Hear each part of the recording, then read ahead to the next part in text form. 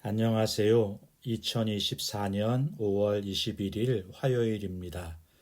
오늘 함께 묵상하실 말씀은 사도행전 9장 32절부터 43절까지의 말씀이고요. 제목은 고치고 살리고 넘어서다입니다. 우리가 요즘 함께 묵상하고 있는 이 사도행전은 사도들의 행적을 기록한 책입니다.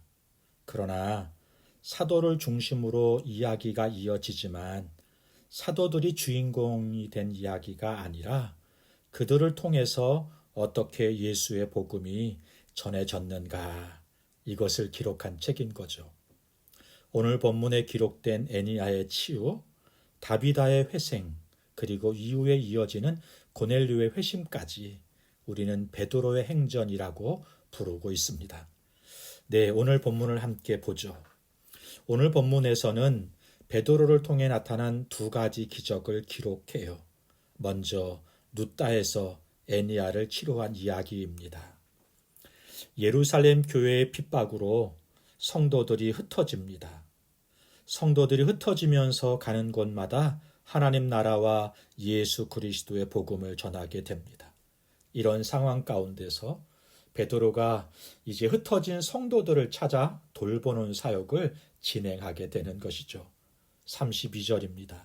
그때에 베드로가 사방으로 두루 다니다가 룻다에 사는 성도들에게도 내려갔더니, 사방을 두루 다니다가 베드로가요, 흩어진 성도들을 돌보고 복음을 전하기 위해서 얼마나 열심히 살았는지를 보여주는 말씀이네요. 교회에 핍박이 오고 성도들은 흩어지고 힘들고 어렵지만 주저앉지 않습니다. 안주하지도 않습니다. 자신이 할 수 있는 일을 찾아 나선 것이에요. 얼마 전 선배 목사님이 페북에 남기신 말씀 중에 이런 말이 있습니다. 신앙생활이란 어떤 상황에서든지 하나님을 바라보는 것이다. 우리 계획대로 이루어지지 않았을 때도, 우리의 진심을 알아주는 사람이 없었을 때도, 억울한 일을 당할 때도, 우리의 몸과 마음이 병들었을 때도 언제나 하나님을 향한 우리의 시선을 잃어버리지 않는 것이다. 네, 베드로와 초대교회 성도들은 자신들이 계획한 대로 상황이 이루어지지 않고 핍박이 오고 그런 상황이지만 감정에 흔들리지 않고 자기가 할 수 있는 일들을 했다라고 말하는 것입니다. 베드로가 사방을 두루 다니다가 룻다라는 곳을 방문하게 돼요. 이 룻다는 예루살렘에서 북서쪽으로 하루길 정도 되는 거리에 있는 작은 마을이었답니다. 그곳에서 8년간 중풍병으로 누워 있었던 애니야라는 성도를 만나서 그를 치료하게 된 것이죠. 34절입니다. 베드로가 이르되 애니야야, 예수 그리스도께서 너를 낫게 하시니 일어나 내 자리를 정돈하라 한데 곧 일어나니. 예수 그리스도께서 너를 낫게 하시니. 네, 이 치유의 역사가 예수님께서 하신 일이라는 것을 분명하게 밝히고 있는 것입니다. 베드로는 이어 이렇게 말씀해요. 일어나 내 자리를 정돈하라 말씀합니다. 여기 내 자리를 정돈하라, 헬라어로 말하면 스토론 네오라는 단어인데요. 정돈하다, 처리하다라는 의미를 가진 단어예요. 그러니까 준비하다라는 의미도 있는 것입니다.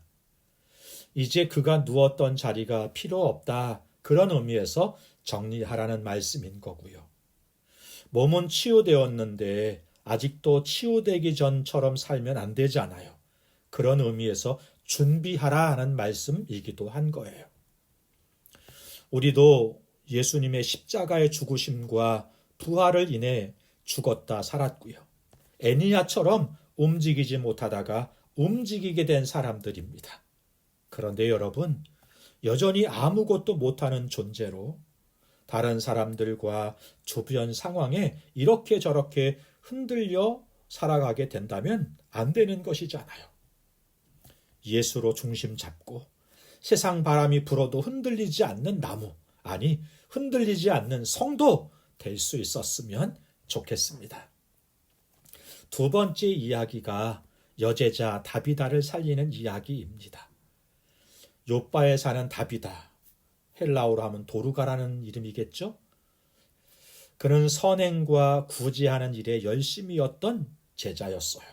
그런데 베드로가 가까운 룻다에서 사역할 때 그만 죽습니다.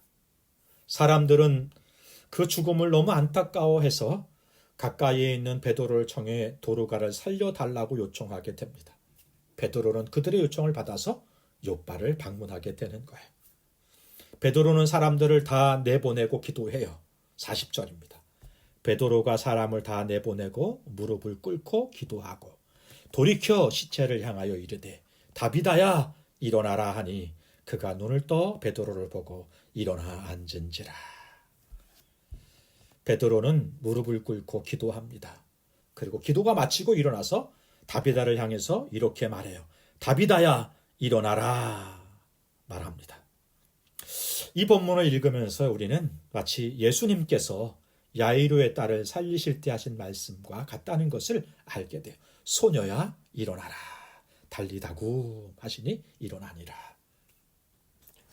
이 일로 룻다와 그리고 사론에 사는 사람들이 다 죽게 돌아오고 욥바의 많은 사람들이 주를 믿게 되었다 말씀합니다. 오늘 본문을 묵상하면서요. 베드로가 지금 예수님을 본받아 예수님을 따라서 사역하고 있고 삶을 살아가는 모습을 볼 수 있습니다. 중풍병자를 고치는 일도 다비다를 살리는 일도 그리고 당시 천대받던 무두장이 가파치들이거든요. 가죽을 다루는. 그렇게 천대받던 사람들과 함께하는 모습을 살아가는 것을 보면서 사회적, 종교적 담을 넘어서는 모습이 예수님이 공생애를 살아가셨던 그 삶과 너무 닮았다는 것을 우리가 발견하게 되잖아요. 오늘 우리도 예수님을 본받아 예수님을 따라 살아가는 나를 자랑하거나 내 사람 만드는 것이 아니라 예수님의 사람, 예수님의 제자 삼는 일에 전념하는 우리의 인생이 되었으면 좋겠습니다. 기도하겠습니다.